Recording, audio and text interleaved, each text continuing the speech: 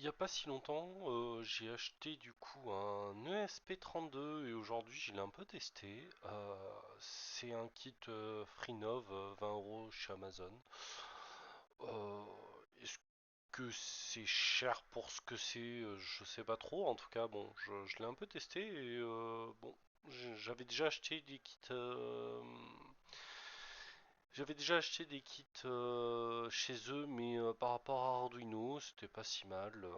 Et c'était vraiment assez correct. Donc bah là, c'est un ESPR32. Donc ça vient avec tout ça. Euh, D'ailleurs, on peut voir que dans le dossier du kit, ils ont la même photo, hein.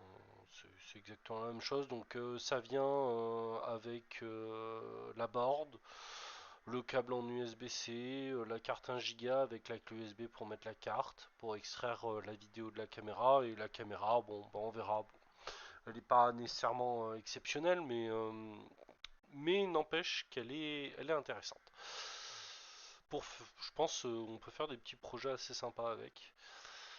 Donc du coup cette carte, voilà, c'est 20 € chez Amazon en France. Vous l'avez la livraison est assez rapide en vrai, je trouve. Globalement, vous avez la doc qui est.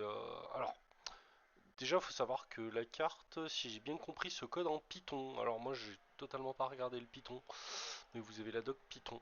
A priori, ça se code en Python. J'imagine que tout est bien détaillé parce que moi, j'ai l'habitude des kits comme ça en C, donc ils sont assez bien détaillés.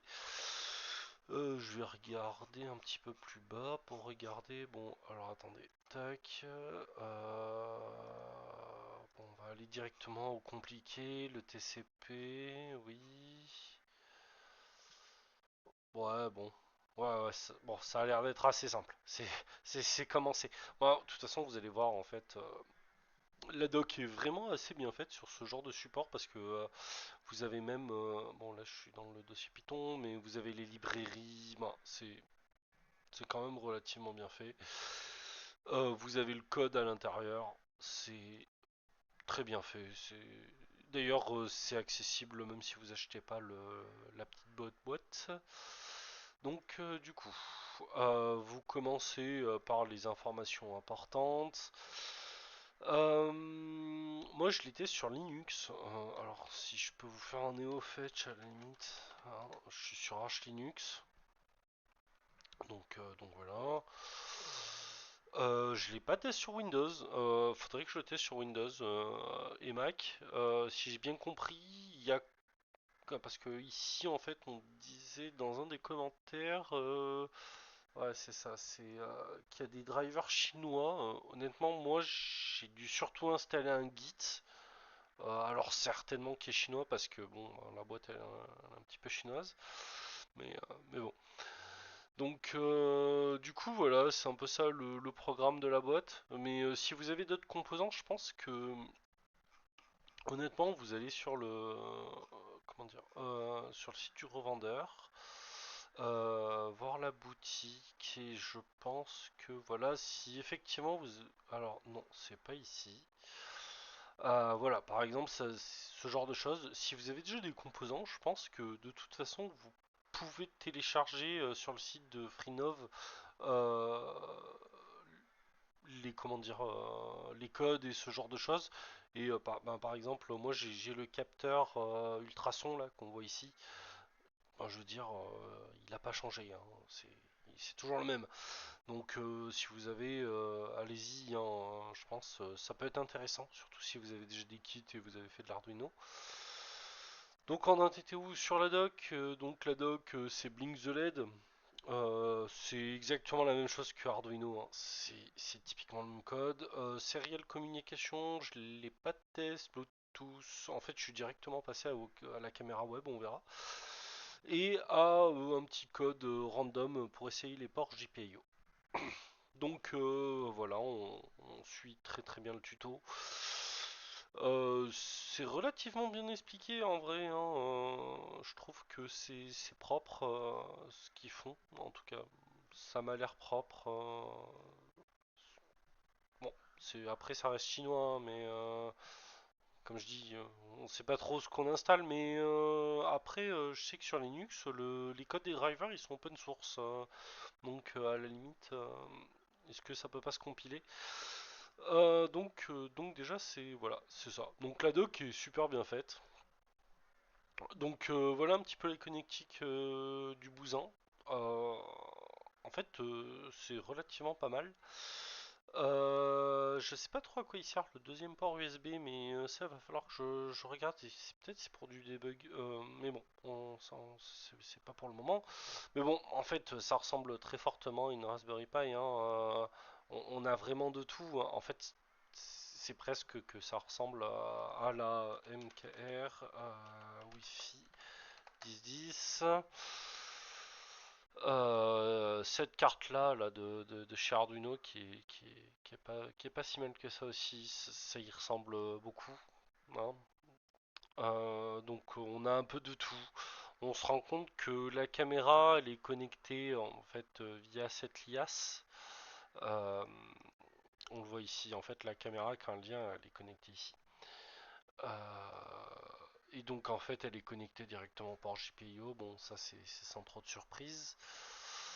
Ça c'est le starter pack, bon, le starter. Et donc voilà. Donc voilà le kit. Alors je l'ai déjà ouvert. C'est un kit Freenov. Putain, je sais pas si je sais bien le prononcer, mais bon, on s'en fout. Donc c'était dans cette petite boîte. Alors avec ça, il y avait un plastique antistatique dessus. Une clé USB où on peut mettre la carte SD, c'est pas mal. Ça va servir à certains projets, d'après ce qu'il disait, parce qu'il y a des projets où on peut mettre la carte SD. Parce que ici, en fait, on peut mettre une carte SD et en fait, la caméra peut filmer et enregistrer sur la carte SD. Donc, bon, c'est assez de bonne facture. Le seul truc que je reproche, alors attendez, il faut que je reprenne. Alors ouais, le problème c'est que sur la breadboard, quand vous le mettez ici, par exemple, bon, attendez, on va mettre bien. Tac, bon, on l'enfonce. Le problème, c'est qu'ici, bah, vous n'avez pas accès aux pins, mais vous avez accès à ces pins-là. Donc, en fait, je pense, optimalement, il faudrait faire ça. Donc, je pense que optimalement, il faudrait en fait avoir deux breadboards et où on pourrait mettre ça ici. Et en fait, on aurait accès sur les deux côtés. Bon, c'est un petit peu elle est un peu large là. Bon, après, on peut très bien utiliser ce genre de picot là que vous pouvez mettre comme ça en fait branché sur la board et alors il y en a avec des mâles ici ou femelle mais je pense que ça pourrait le faire ou sinon si vous voulez vraiment mettre sur une board effectivement il y a cette solution là coller deux boards en même temps. Du coup, je vais vous montrer le Blinking LED. Alors, c'est du code Arduino des plus simples, hein. Donc c'est un petit peu particulier, il faut regarder la doc un petit peu pour compiler, parce que effectivement ici vous allez devoir en fait ajouter une bibliothèque.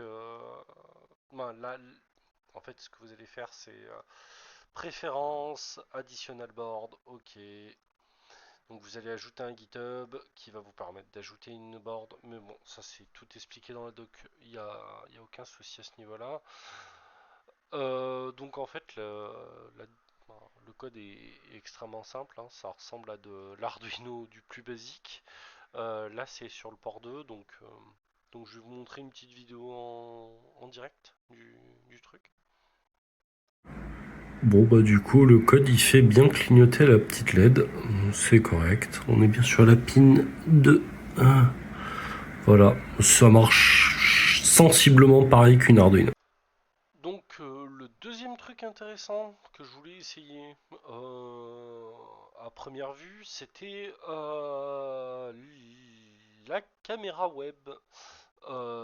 Donc en fait, je monte pas plus haut au niveau du code parce que c'est mon code Wi-Fi et c'est pas très intéressant. Donc en fait, on constate bien que bon, bah, la caméra elle est config sur les ports GPIO. Donc c'est vraiment ça.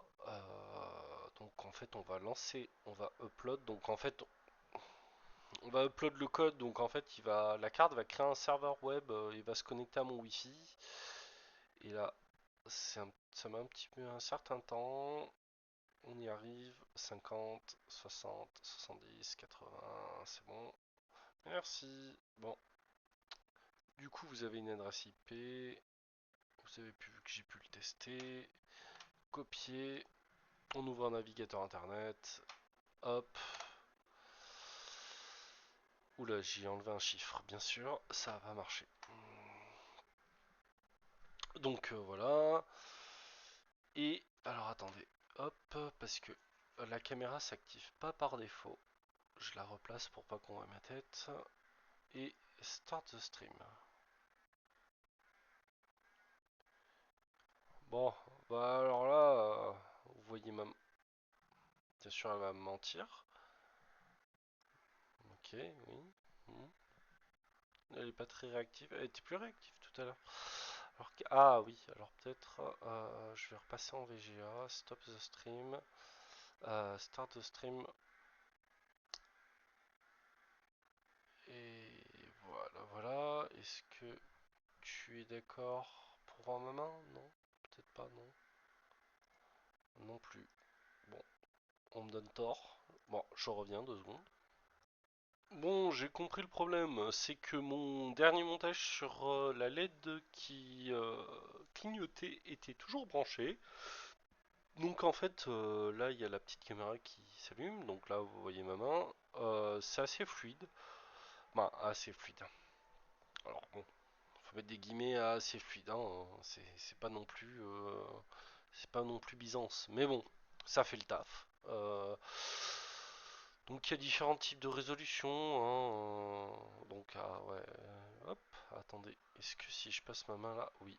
Bon là c'est un peu moins fluide, vous voyez, hein. Mais bon, en vrai, ça peut faire quand même quelques tests, hein. Donc la fonction de Wireshark à l'envers. Mais attendez, si je fais un flip mirror, est-ce que je l'aurai pas à l'endroit? Oh oui, je l'ai à l'endroit, oui, oui, oui.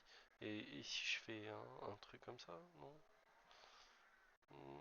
Ah, non, il veut pas. Bon, en tout cas, le code ici est donné par c'est Freenov, la boîte. Donc c'est assez intéressant comme exemple. Je pense qu'il y a des exemples assez sympathiques. Donc ça a testé en vrai. Pour 20 euros, ouais, ouais, ouais, bon, faut dire que la livraison était extrêmement rapide, hein. Mais je pense que, ouais, faut voir.